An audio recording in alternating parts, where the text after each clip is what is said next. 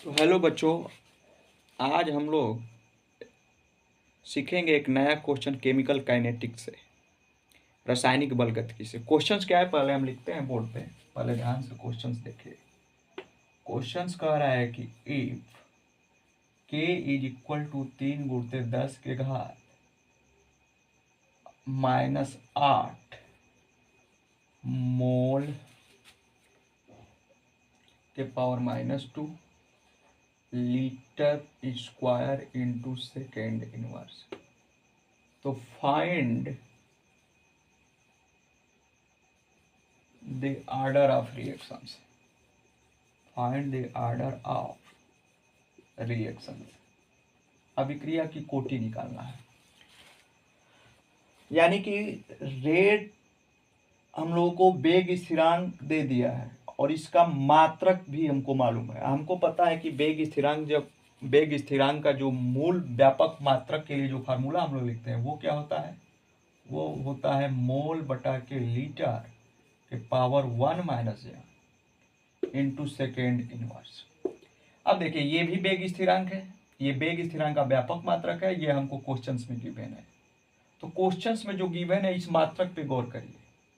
जो ये मात्रक होगा इसी मात्रक से आया होगा, मतलब ये मात्रक सेम होगा, तो हम इस मात्रक के बराबर इसका कंपेयर कर लेते हैं। कंपेयर करेंगे तो क्या आएगा, तो देखिए मोल के power -2 litre square into second inverse.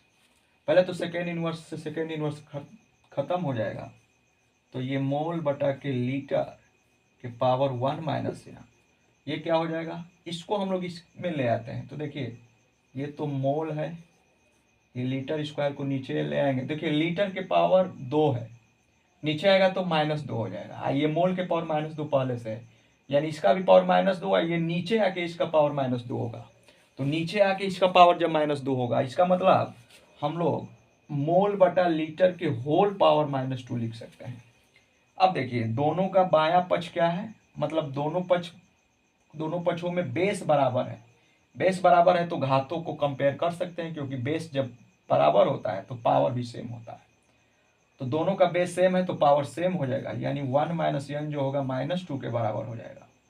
-n को उधर लेते हैं, -2 को इधर ले आते हैं, तो 1 + -2 आएगा इधर तो प्लस हो जाएगा, यानी कि 2 -n जाएगा तो ये भी प्लस हो जाएगा। तो n बराबर क्या हो जाएगा 3। तो ये n क्या है, तो इस n को ही बोलते हैं order of reactions. Order of reactions. तो ये अभिक्रिया का कोटि आ गया, कितना आया है 3 आया। इसका मतलब ये थर्ड ऑर्डर रिएक्शंस है, ये थर्ड ऑर्डर रिएक्शंस है। तो ऐसे इस क्वेश्चंस को सॉल्व करेंगे। क्वेश्चंस को सॉल्व करने में मेन क्या है, मेन इस जो वेग स्थिरांक का व्यापक जो फार्मूला होता है मात्रक सहित, उसको याद रखना है, और जो क्वेश्चंस में जो गिवन होगा उसको हम इसके कंपेयर करके और हम यहाँ पे ऑर्डर ऑफ रिएक्शंस निकाल सकते हैं। तो उम्मीद है ये क्वेश्चंस आप लोगों को समझ में आया होगा। ऐसे ही क्वेश्चंस और भी हम लोग आगे डिस्कशन करेंगे। आज के लिए बस इतना ही। जय हिंद।